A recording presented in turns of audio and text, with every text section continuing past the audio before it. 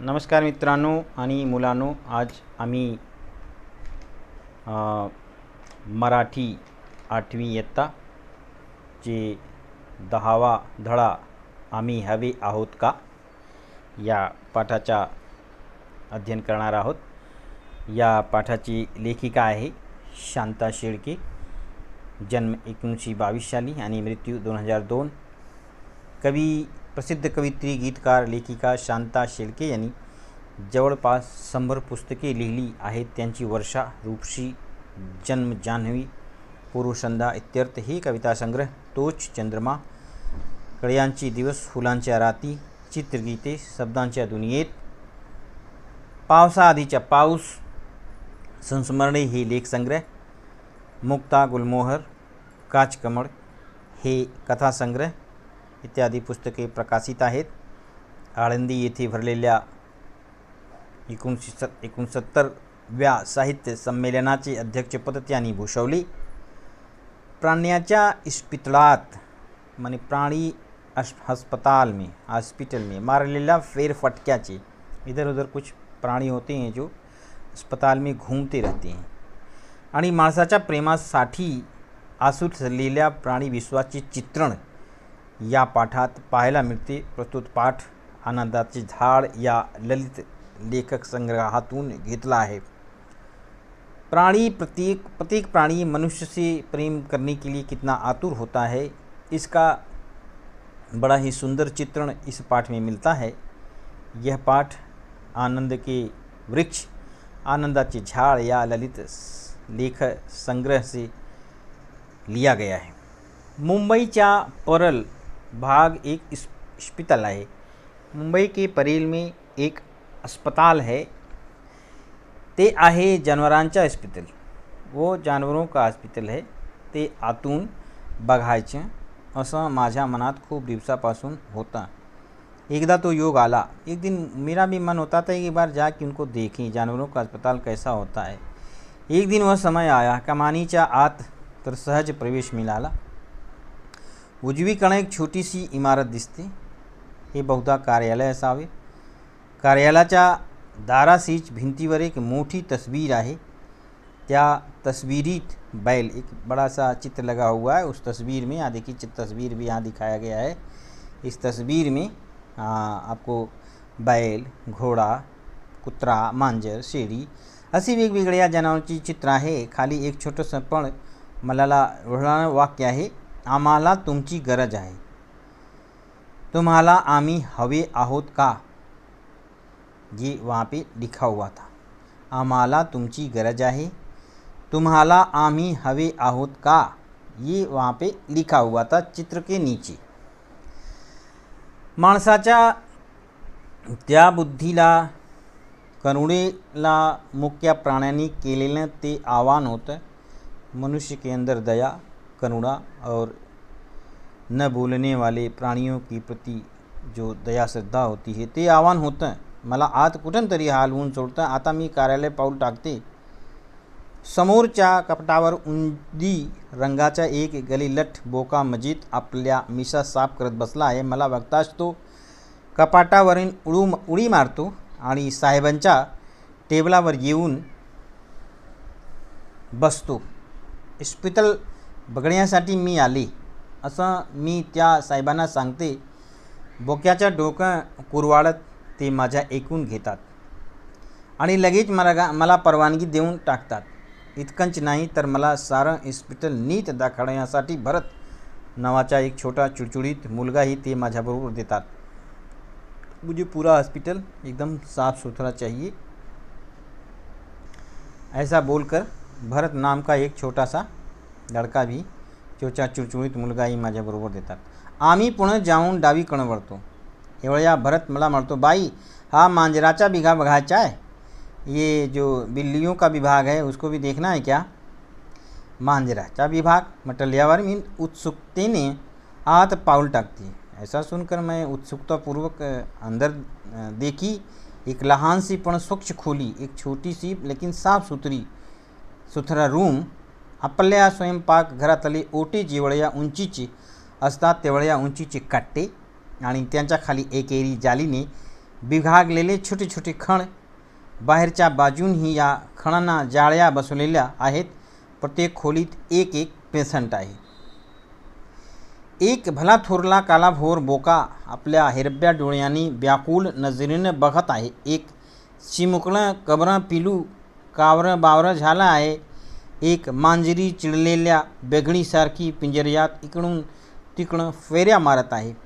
एक ठिपक्यांचं मांजर आपण पेशंट आहोत हे विसरून मार्जार जातीच्या स्वच्छतेच्या आवडीनुसार आपल्या पंजानं तोंड मिशा डोळे पुसून साफ करत आहे.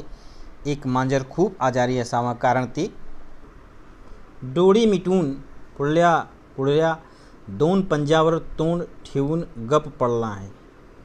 प्रत्येक मांजराजवळ 2 बशा आहे.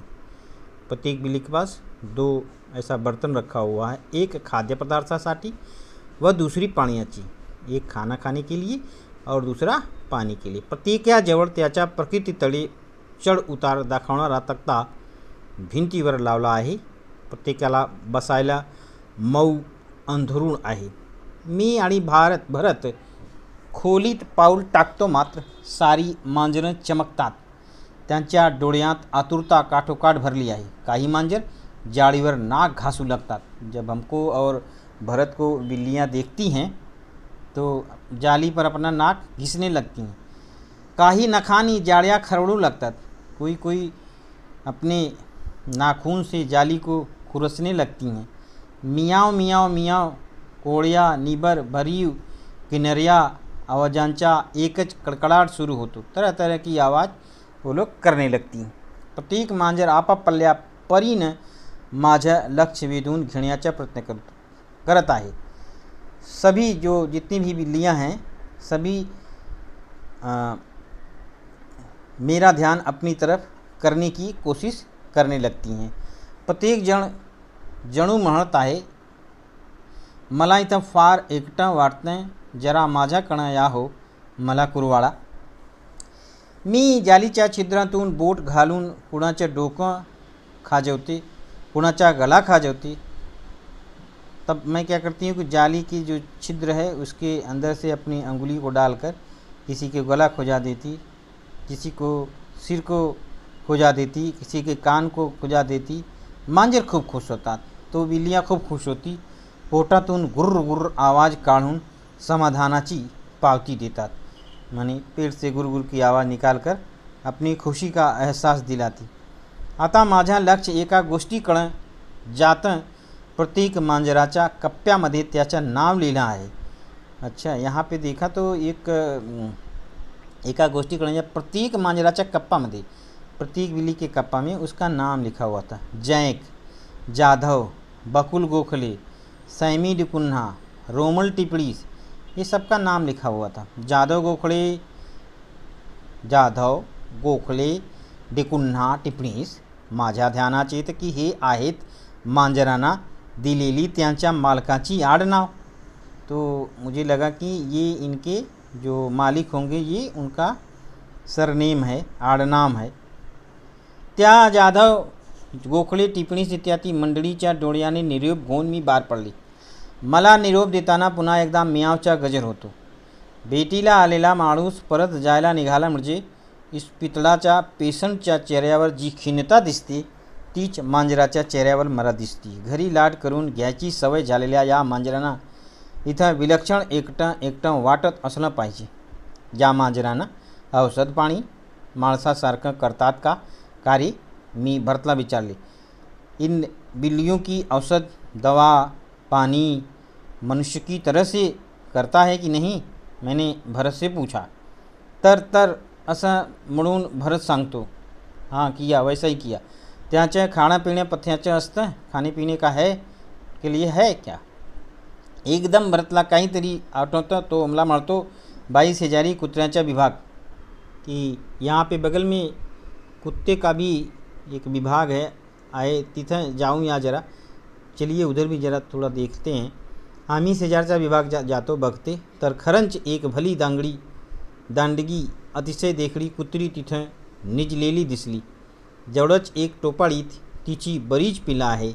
उसके बहुत से एक टोकरी में उसके बहुत से पिल्ले थे. अजून डोळी ही न गोळलेल्या त्या पिल्लांच्या अंगावरून मी हलकेच बोटं फिरवते.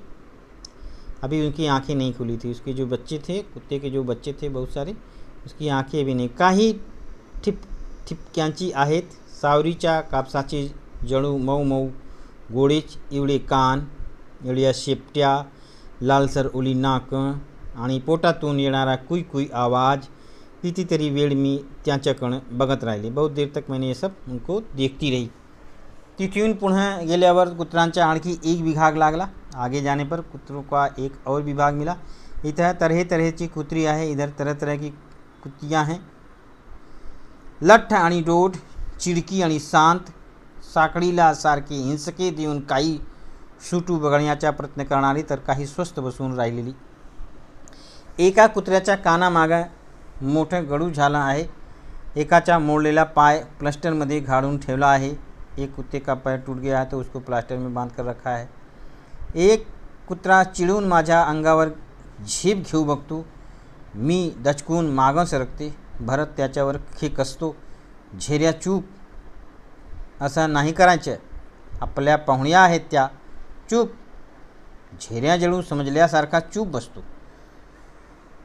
दुसरा एक कुत्र्यासारखा झेप घेऊ लागतो, पण तो अंगावर तुटून पडण्यासाठी नव्हे, ते पुढचे दोन्ही पंजे जुळवून मला नमस्कार करतो. आगे गए तो एक और कुत्ता मिला जिसने कि वो मेरे ऊपर आने का कोशिश नहीं किया. आया, कोशिश किया, पर वो अपने जैसे लगे कि दोनों पंजों को आगे करके जोड़कर जैसे नमस्कार कर रहा है. जेरिया रागीट तर हा एकदम साळस. भरत मला म्हणतो, आल्या गेल्या सर्व लोकांना तो असा नमस्कार करतो भाई. ये जो है आने जाने वाले जितने भी लोग होते हैं वो सबको नमस्कार करता है. मी भरतला विचारते, इथं आणखी कोणते प्राणी येतात रे? इधर और कौन से प्राणी आते हैं? पुष्कळ येतात बाई. भरत सांगू लागतो. शेळ्या येतात, मेंढ्या येतात, ससे येतात, माकडं येतात, ये सभी जानवर. आम्ही बोलतो आहोत एवढ्यात माझ्या पाया जडून एक मांजरी चाललेली दिसते. भरत मला म्हणतो, हात लावा बाई तिला. इधर एक मांजरी चाललेली दिसतो. भरत मला म्हणतो, भरत ने कहा कि हाथ इधर लगा के देखो बाई. मी तिच्या पाठीवर हात ठेवते. मांजरीचे सर्वांग शाहरतं. मग ती सावरते, माझ्याजवळ येते. मी तिला थोपटते तशी ती प्रेमाने गुर्र गुर्र करू लागते. मी भरतला विचारते, ही अशी दचकली कशी रे? भरत सांगतो, जन्मापासून आंधळी आहे ती. ये जन्म से अंधी है. तुमच्या अनोळखी हात मुड़ून घाबरली. आपका अनजाना हाथ समझकर ये घबरा गई. इथंच जन्मलेलं हे पोर. जन्मापासून ठार आंधळं. डोळे बघाड तर अगदी लाख आहेत, पण दिसत मात्र नाही. आम्ही हे पिलू पाळणं. आता मोठी मांजरी झाली आहे. वो छोटी थी, इसका जन्म यहीं हुआ था और इसकी आँख दिखाई नहीं देती थी. तभी से मैं इसका पालन कर रहा हूँ और आज ये बड़ी बिल्ली बन गई है. इथं ती सगळ्यांना ओळखते, विश्वासानं वावरते. आम्ही तिला बाहेर सोडत नाही. तिथं बिचारीचा कुठं निभाव लागेल. हे सारं पाहून मी बाहेर आले. ये सब देखकर जब मैं बाहर आई, एक वेगळंच जग पाहिले. एक अलग ही दुनिया हमने देखा. असं वाटले का कुणास ठाऊक.